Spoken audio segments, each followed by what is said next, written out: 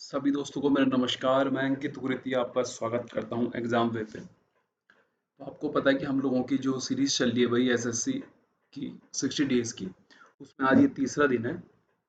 और अब तक में आपके ये मतलब 2 दिन 2 क्लासेस की हो चुकी हैं अब तक, ठीक है। तो आज जो सवाल ये मैं ले रहा हूँ ये एसएससी सीजीएल 2023 के सवाल हैं।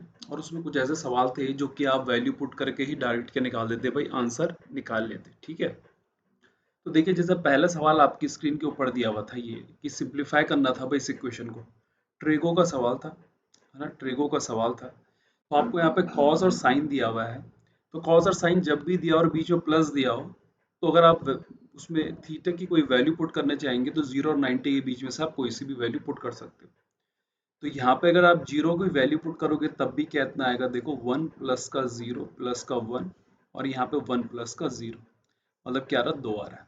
और 90 पुट करोगे तो फिर भी 1 + 1 = 0, और यहाँ पे क्या आ जाएगा भी 0 + का 1, तब भी क्या आ जाएगा, 2। कभी भी अगर इस तरीके का सवाल रहता है और ऑप्शन में आपके क्या रहते हैं, डिजिट रहते हैं, ऑप्शन में क्या रहते हैं आपके पास में डिजिट रहते हैं, तो वहाँ पे ज़्यादातर चांसेस इसी के हैं कि 0 और 90 की वैल्यू क्या हो जाएगी भाई, फिट हो जाएगी। अगर आंसर में 1 0 या 2 क्या है भाई आपके पास में ऑप्शन में दिया हुआ है। सेकंड वाला सवाल देखेंगे आप, वो कह रहा है कि आपको ये इक्वेशन को सिंप्लीफाई करनी है और ये उसने पी क्यू और आर की वैल्यू दे रखी है।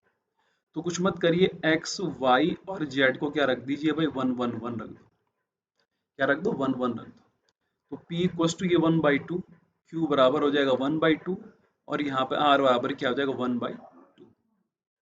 तो जब मैं 1/2 हो जाएगा तो आपको पता है कि यहाँ पे जो P की वैल्यू है भाई, वो 2 और P की वैल्यू कितनी निकली है, 1/2।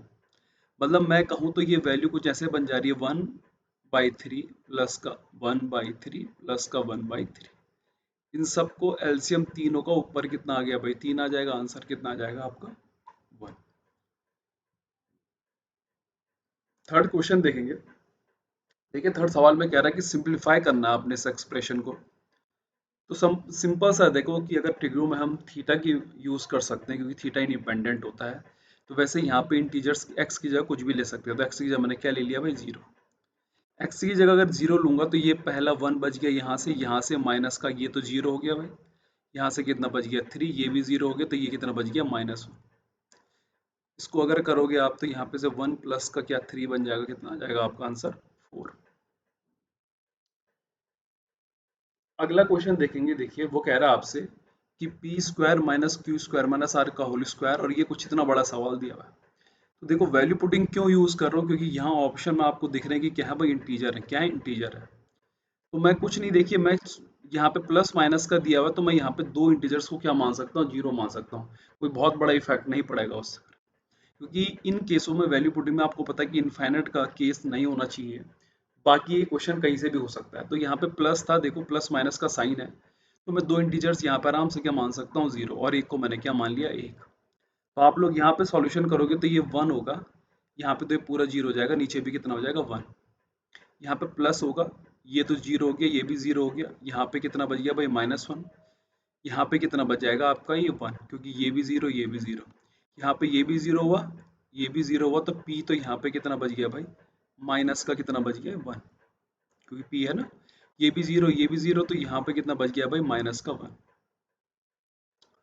तो अब आप यहाँ पे देखो, माइनस से माइनस कट गया, तो ये इधर कैसे बच गया, 1 -का 1 और +का 1। तो 2 -का 1 कितना आ जाएगा आपके पास, 1 मेरे पास में क्या आ जाएगा, आंसर आ जाएगा। और ये इसका लास्ट सवाल है, पांचवा। अब इसमें अब वैल्यू पुटिंग करके कोई फायदा नहीं, आ तो जाएगा वैल्यू पुट करके भी, पर इसमें कॉमन सेंस रखना है। आपको पता है कि भाई a - b multiply a + b जो होता है मेरे पास में, a + b जो होता है वो होता है a² - b²। a - b और a + b अगर a² - b² हो रहा है, तो आपको पता है कि यहाँ पे अगर प्लस है और यहाँ पे क्या है, माइनस है। और हाईएस्ट वैल्यू कितनी है भाई, 16। हाईएस्ट वैल्यू कितनी है, 16 है। तो इसका मतलब अगर हाईएस्ट वैल्यू 16 है, तो कहीं ना कहीं यहाँ पे 16 का दुगना, मतलब स्क्वायर मतलब दुगना, मतलब कितना बन रहा होगा, पक्का 1 - का p की पावर 32। ये मुझे किसने बताया भाई? इसने और इसने। क्योंकि मुझे पता है कि a minus B into A plus B होता है ए स्क्वायर माइनस बी।